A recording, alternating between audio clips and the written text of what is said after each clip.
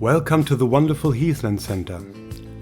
For many years, social workers have been stuck in a care management system based on an awful lot of paperwork, financial pressure and growing caseloads. We are asking social workers to complete assessments that are 30 pages long with a mind-boggling number of drop-down menus, only to identify what it is that people are unable to do for themselves. This is why many social workers are asking themselves why they decided to work with people in the first place. The Stories event is about changing this and finding new ways of working for and with local people to make sure that they can achieve the outcomes that matter to them. All social work starts and ends with listening and understanding each other, and every person has a story to tell. People's stories are more than a summary of their needs and the things that people can't do. They include their hopes, fears, and personalities, their likes and dislikes. People's stories tell us about their strengths, their weaknesses, and about their relationships with others. You see, this is where it all links. This is what we had in mind when we've asked our workers to meet with local residents and write up their stories. The challenge was to avoid the usual jargon and the format of a conventional assessment.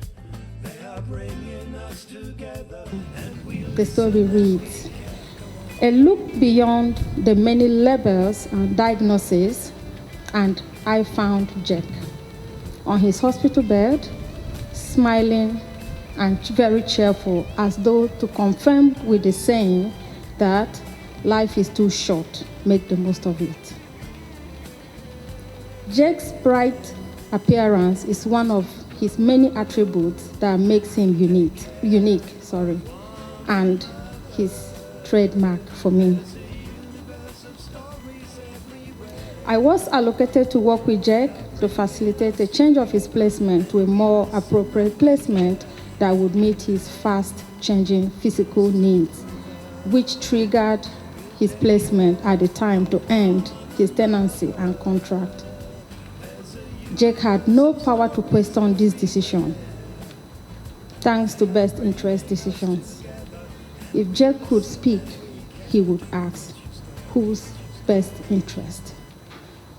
Just to give you a brief synopsis of Jack, Jack was non-verbal, and so most of his care needs and his package and care support, everything about Jack was anticipated by those who have worked with him, his mom and his close family network. So the best interest for Jack was organized by his care network, and my question was, if Jack could speak, the decisions that we took for him, would they have been different? Now, I call this 1,000 steps because it's been a very long journey with this person that I was working with, very, very long. I've worked with many residents who have behaviors that challenge, but believe you me, this one really challenged me. Challenged every being of my existence, I can tell you, but it was worth it. Now, this is a story about a young woman who is part of a very loving family. She eventually had to move to a more supportive environment to enable her to live more safely with autism and traits of sensory sensitivity. Now, by the age of 5, Lucy, which is not her real name, her parents noticed that she was not like other children. She didn't have many facial expressions, and her demeanor could be described as socially absent. Not a lot there. The family wanted to ensure that Lucy had all the support she needed, so they decided to relocate. Big step for the family. So this is a direct quote from Lucy herself. I only wanted to play with my baby brother. I was only trying to give him to my dad because he was crying. I don't like crying. All that noise drives me crazy. One can only imagine that these would be Lucy's thoughts when she tossed her baby brother down the stairs, luckily in her father's arms, who pulled off the catch of a lifetime. Behavior that challenged, stripping off her clothes, spitting, throwing the baby, this was becoming all too much for the family, and the social worker became involved again. Social services believed that Lucy was now posing a risk to her baby brother and her parents, who were unable to keep her and the other children safe. She was placed in a home where there were people to care for her. she was now a looked-after child. Although the provision was good enough in its current form, some bespoke work was needed to make Lucy's environment truly person-centered. Cherry Tree Home helpfully created a sensory room for Lucy, as she thoroughly enjoyed the sensory room on the hospital ward where she was initially staying. Lucy is still residing at Cherry Tree Home. Her parents visit her regularly, and she occasionally goes home to spend time with her family. The journey was long, the challenges were great, but it's a destination that matters in the end. Thank you.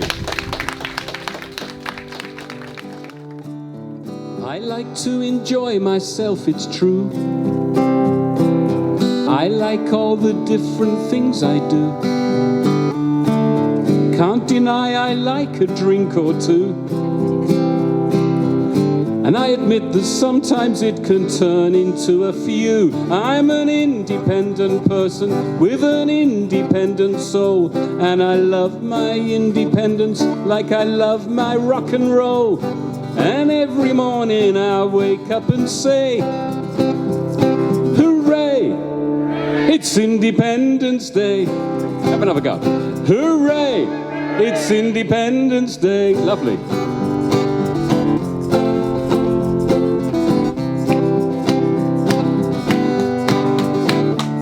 I get some great support from my PAs. They help me in a lot of different ways, and managing my money really pays. Got a television and I've been on several holidays. I'm an independent person with an independent life. To my independent husband, I'm an independent wife. So every morning I wake up and say, it's coming up, hooray, it's Independence Day. Hooray, it's Independence Day. And with all my independent heart, I'm proud to play my independent part. I used to have a place in Upney Lane, but kids would come around and cause a pain, and that would happen time and time again. But since I moved, it's all improved, and now I can't complain. I'm an independent woman, and quite independently I've come to the conclusion it's the only way to be. So every morning I wake up and say, you know it is, hooray, it's Independence Day. Hooray, it's Independence Day. And I use my independent voice to exercise my independent choice. So now my flats are safe and something place. Forgotten the words. What is it, Stefan? You've forgotten it. Let's go this. Now my flats are safe from private space. That's right. But I'm not one to hang around the place. At clubs and college when I show my face, I'm just another active member of the human race. I'm an independent person, and whenever I go out, I walk or grab a local cab to get myself about.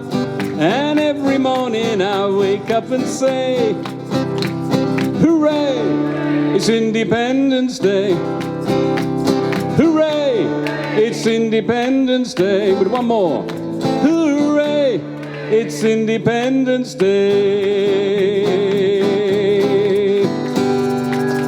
Hooray. Thank you, Teresa. Thank you. Thank you.